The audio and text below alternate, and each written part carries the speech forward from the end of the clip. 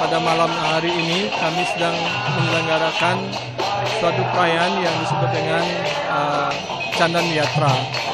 Jadi Candan itu artinya cendana dan Yatra artinya sebuah perayaan ataupun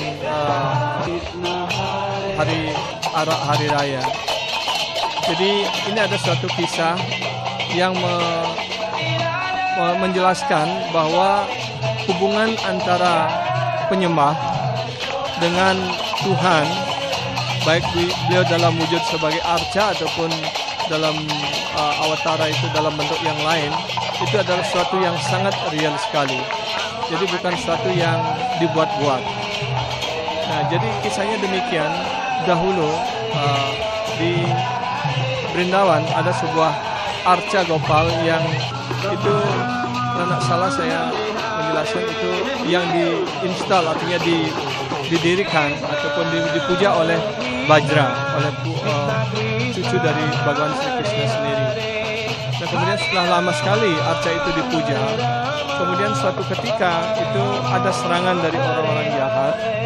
Kemudian arca itu oleh pujari supaya tidak disentuh dan diambil oleh orang-orang jahat itu, beliau disembunyikan di tanah, di semak belukar. Nah, setelah lama sekali, itu hampir ratusan tahun, itu mungkin 200 atau 100 tahun beliau dikubur ataupun ditanam di dalam semak belukar di sana itu. Kemudian pada suatu ketika ada seorang penyembah murni, beliau bernama Madhavendra Puri. Beliau adalah seorang Vaishnava dalam garis Brahma Madhva Gaudaya Sampradaya. Sekitar abad ke-15. Jadi ketika beliau melaksanakan perjalanan ke Brindawan, dan beliau sudah membuat suatu sumpah bahwa beliau tidak akan pernah minta makanan ataupun apapun dari orang. Jadi hanya kalau ada orang memberikan sedekah, dia akan menerimanya. Kalau tidak, dia tidak akan minta. Karena dia sudah membuat sumpah seperti itu. Kemudian ketika dia masuk Brindawan, dia lewat di sebuah permandian. Jadi kemudian dekat Govardhan dia mengasuh. Tapi pada hari itu dia sedang puasa. Kecil, ya, ada seorang anak gembala sapi yang datang mendekati Madhavendra Puri membawakan sebuah periuk penuh dengan susu. Dan anak gembala sapi ini mengatakan, Madhawa, Puri Maharaj, kenapa Anda puasa? Di kampung kami tidak ada puasa hari ini.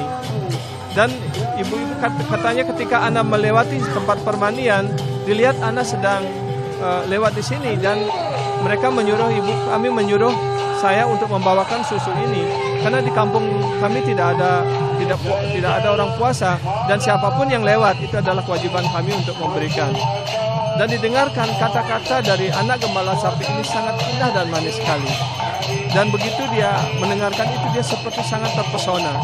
Dan ya, silakan terima pemberian saya ini, dan nanti saya akan kembali lagi untuk mengambil periuk ini. Tapi begitu diberikan periuk itu, diterima oleh Madhavendra Puri, anak kecil ini baru melangkah 3 langkah,